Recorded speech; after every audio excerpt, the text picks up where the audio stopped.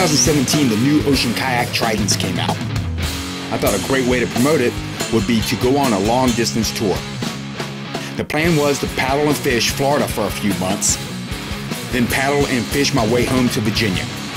This is the video from the tour, the good times, the bad times, everything from this tour, the Trident fishing tour.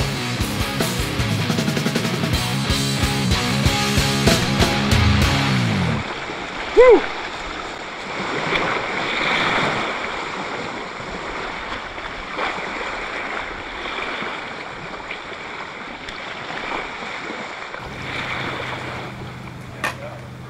All right, so I launched out of here. Now, I knew a cold front was coming on Monday. I could see north of me that there was a cold front out there. I could see the clouds. I could see there was pretty big tops to them.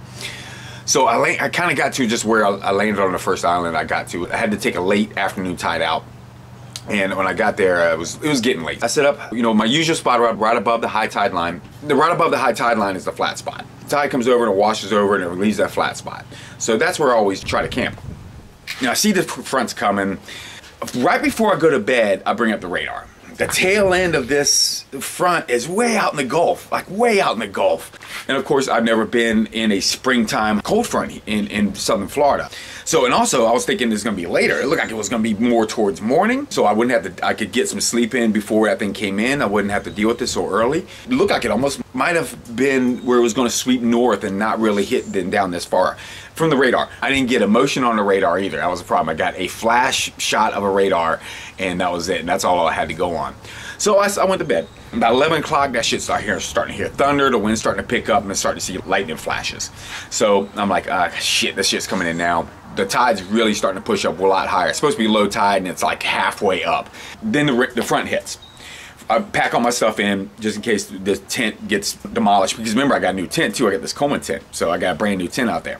So this thing hits and it's ferocious winds. It's really bad winds. Truly the only thing that really scares me, hands down scares me, is lightning. Everything else I can deal with. Everything else I can fight against, I can wrestle against, everything else I can handle and possibly survive. Lightning, you just ain't gonna survive it. If you do, you're gonna hope you don't survive it. That's the only thing that truly scares me. And that was like the only time I was like, oh shit, really holding on. That's when that lightning was coming through. Lightning came through fast. Then the winds came through. It was ferocious. I mean, it sounded like a tornado. I can't be for sure if I heard a tornado. I've never been close to a tornado close enough to hear one, so I don't know. But it just damn sure sounded like a roar was coming through those trees. Just a roar, and there was lots of fluctuations of the winds. It was like, just the tent was going crazy. There's a single pole tent, so I'm just kind of leaning against the tent to make sure it just doesn't collapse down on me. And the whole time I'm looking at this peg over here, just like, just stay in. But I had a 1-gallon water jug in that corner to make sure the tent just didn't fly up.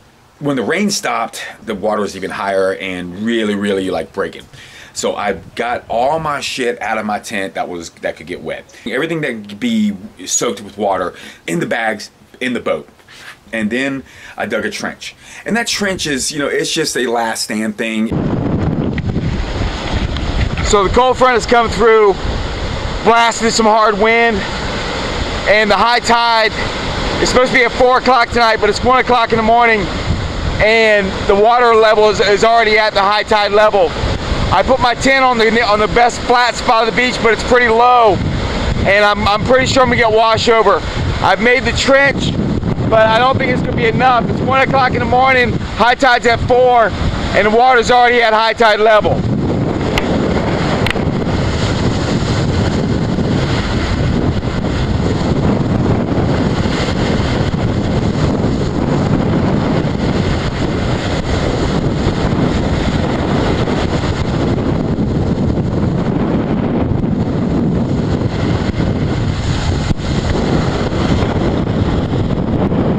God, that was a rough night last night. Really rough night last night. Let me show you what happened. So, last night the high tide line was right about here. To those trees coming around and around here. So it was about right here. So I set up about right here miscalculations on my part. Set up my tent too close to the high tide line, and the high tide line got obliterated last night. My tent was right there where my shovel is. I moved my tent up to the highest spot I can.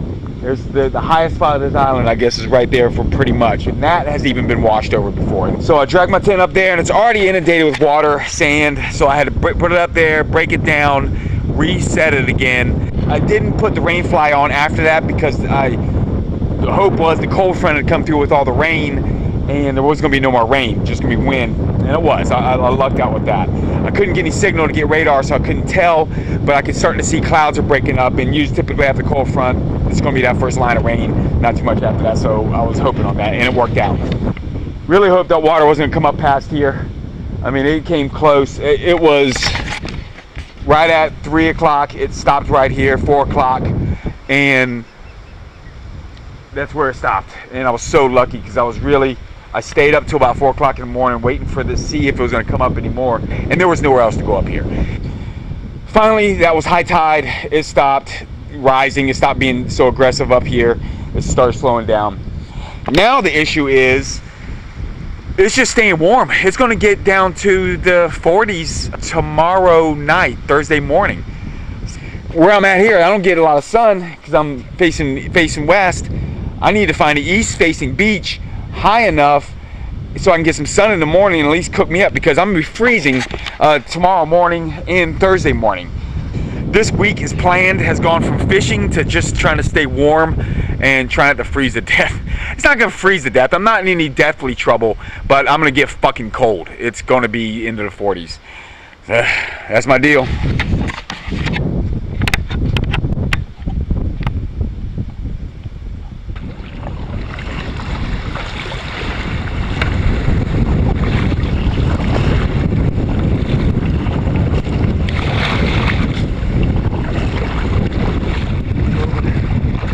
I gotta move over.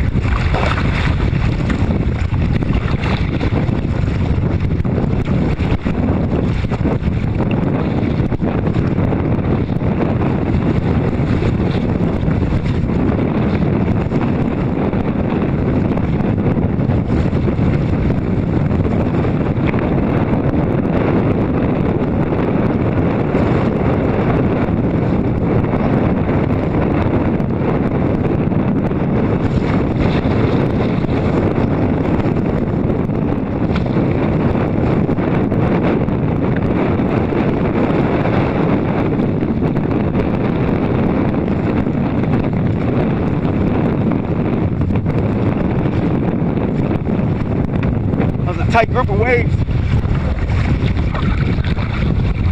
Now I'm on target.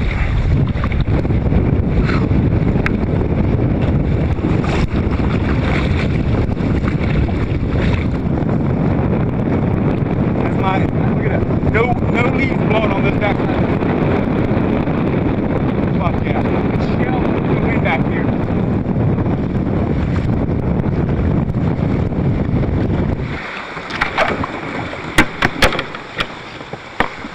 Ah, it's already warm over here. Beautiful. All right, so I set up my tent just to dry it off. So everything was inundated with sand.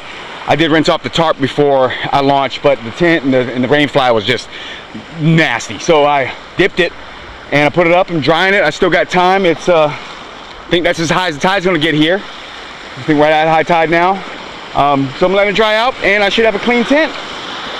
Good to go. Still questioning the no-seam proof screens on that. Hopefully this place isn't as buggy. All right, so I made it through last night. It was cold. It was really cold. I'm trying to bring up what the actual temperature is right now because it's still cold out. I just had to go outside and use the bathroom, and it does feel like the 40s out there. I have my short sleeve shirt I had on yesterday. I have 2 long sleeve summer shirts. I have my long sleeve cotton shirt and my poly sweatshirt. That's on top. And then I have my sweatpants and my sun socks. This is just like dress socks that I wear just to protect my feet from the sun, and my ankle braces, which I've been wearing those at night. Maybe get on the kayaks this afternoon, and go around the other side of the island and fish at high tide or something, I don't know. But yeah, and then tomorrow I paddle back in. Hi y'all, I'm back at Chokoloskee. I was a day earlier than I was supposed to be. I was chilling on a beach. Well, my days of renegading through the 10,000 Islands refuge is over. I got busted today. Got a ticket for not having my permit and being on an undesignated beach. Well deserved. I'll take the ticket. That's, you know, we knew that was coming. So here's my plan at Chokoloskee. Gene's coming. We're gonna fish come over this weekend around here.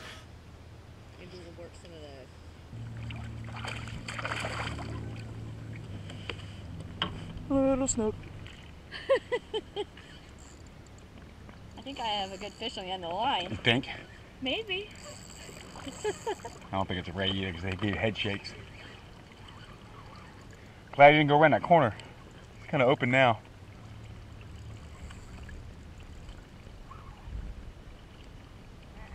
Oh, he decided this wasn't a good way of going.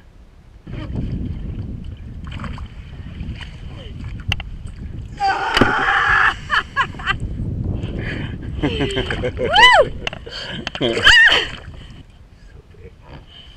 just looked at me. Turn his hair. Yeah. Alright. Oh shit. Yeah.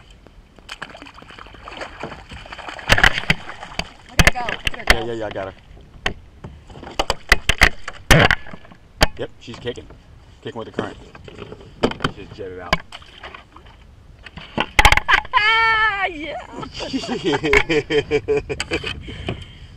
I'm camping over there at Everglades Area Tourist Compound, but my boat's over here at the marina, so I've been coming back and forth all the time, all day, doing the reports from here and all that stuff. This is like the center of the town. When I come into the clubhouse here, there's a guy in here who's it's too cold to fish and the weather's been bad. He's been in here making puzzles. And they're intricate, super difficult puzzles. And he's been knocking them out I've seen 3 of them since I've been here. I've only been here a couple days throughout. But he knocks them out, him and his buddy knock them out, then they rebuild another one. It's awesome. 1,000 pieces. It's just too cold to get out there and fish right now. Right. About 9 or 10 o'clock when it warms up. It's Yeah. better. Yeah.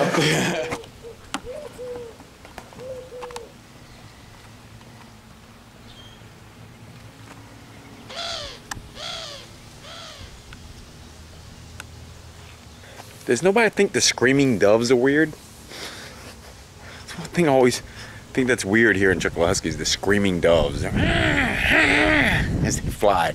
And they're just kind of like whitish doves, but they still have, they have the hoo-hoo of doves, but they scream as they fly. Nobody thinks that's weird. Every time I bring that up, nobody thinks that's weird.